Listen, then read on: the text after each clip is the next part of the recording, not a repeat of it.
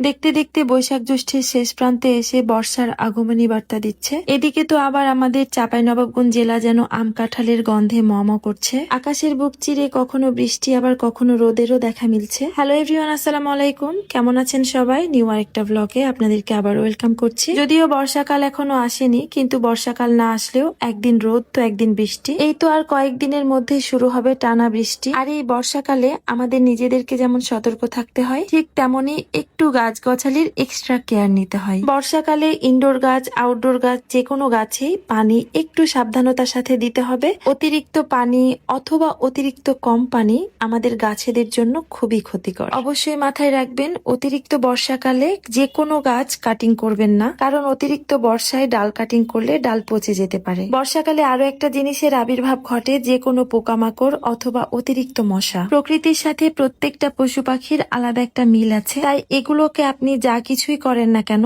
আটকাতে পারবেন না, কারণ এগুলো আপনার ঘরের গাছ থেকেই জন্ম নেবে এবং তারা এখানেই বসবাস করবে। কিন্তু একটু সচেতন হলেই আপনি আপনার পরিবার ভালো থাকবেন। সন্ধ্যার আগে আমি আমার বারান্দার গ্লাস লাগিয়ে দেই, যাতে বাগানের কোনো মশা ভেতরে আসতে না পারে। যেহেতু আমার বারান্দায় ক্লিন গ্লাস লাগানো আছে, তাই লাগানো থাকলেও ভেতর থেকে আমি আমার বাগানের সৌন্দর্য উপভোগ করতে পারি। আজকে রাতে কালাই রুটি বানাবো, আমাদের চাঁপাইনবাবগঞ্জের বিখ্যাত কালাই রুটি। আর এটা এতটা বিখ্যাত হওয়ার কারণ এটা আমাদের জাতীয় খাবার। এই কালাই রুটির সাথে আমাদের সম্পর্কটা অতীব প্রাচীন। প্রতিদিন সকালে এই কালাই রুটি লাগবে। আপনাদের ভাইয়ার কালাই রুটি এত বেশি পছন্দ, সকালে এবং রাত্রে দুই সময় যদি দেওয়া যায় তাহলে সুন্দরভাবে খেয়ে নিবে। আমার মনে হয় যে পোলাও, মাংস, রোস্ট এগুলো এত ভালো করে খায় না, কালাই রুটি যতটা পছন্দ করে। ঈদে গরুর বট পরিষ্কার করে নিয়ে এসেছিলাম, আর আজকে রান্না করলাম। কালাই রুটির সাথে গরুর বট, পাকা আম কাঁঠালের সম্পর্ক অনেক পুরনো এবং প্রাচীন কাল থেকেই। গরুর বট সাধারণত অনেকেই অনেকভাবে রান্না করে থাকে, কিন্তু আমরা রুটি দিয়ে খাওয়ার জন্য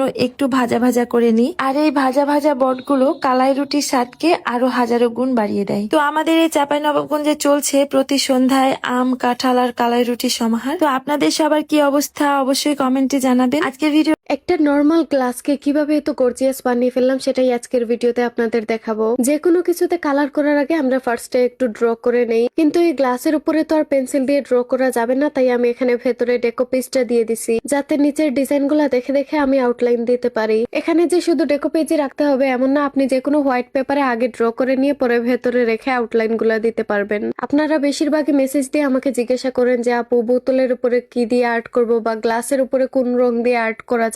তো আজকে আমি আপনাদেরকে দেখিয়ে দিচ্ছি। এই যে দেখতে পাচ্ছেন এগুলা হচ্ছে গ্লাস লাইনার, এগুলা দিয়ে আপনি কাঁচের জিনিসের উপরে, বোতলের উপরে, ট্রান্সপারেন্ট শিটের উপরে, তাছাড়া ক্যানভাসের উপরেও এগুলা দিয়ে আউটলাইন দিয়ে আপনি কাজ করতে পারবেন। অনেকে দেখছি আবার কাপড়ের উপরেও করে। আউটলাইন দেওয়ার পর মাঝখানে কালার করার জন্য এখানে গ্লাস কালারস রয়েছে। এগুলা সবই আপনারা ক্যাডমিয়াম আর্ট সাপ্লাইজে পেয়ে যাবেন। এই কাজগুলার ইউটিউবে অনেক ভিডিও দেখছি আমি, কিন্তু আমি এই প্রথমবার করতেছি তাই আমার হাত একটু কাঁপতেছিল। আমার কোনো আইডিয়া ছিল না কেমন হবে না হবে, আমি জাস্ট করেই যাচ্ছিলাম। আমাদের সবারই এক একটা শখের জিনিস থাকে। বেশিরভাগ আমরা আমাদের নিজেদের কফি মাগ গুলো অনেক পছন্দ করি, তো ওইগুলাতে কিন্তু আপনি গ্লাস লাইনার দিয়ে নিজেদের নামও লিখে রাখতে পারবেন। তাছাড়া লাইনার গুলা দিয়ে নাম লিখে কাস্টমাইজ করে কাউকে গিফটও করতে পারবেন। যাই হোক, তো এই কালার গুলা নিয়ে অনেকের মনে প্রশ্ন থাকতে পারে যে এগুলাকে সাইড দিয়ে গড়িয়ে পড়ে যাবে। দেখেন আমি কত গোল একটা গ্লাসে করতেছি, তারপরও পড়ে যায়নি। ফ্ল্যাট জায়গাতে করলে তো সমস্যা নাই, তবে যদি এরকম গোল হয় তাহলে সাথে সাথে টার্ন না করে 10-15 সেকেন্ড পরে করবেন। এনিওয়ে, তো এই হচ্ছে আমার গ্লাসের ফাইনাল লুক।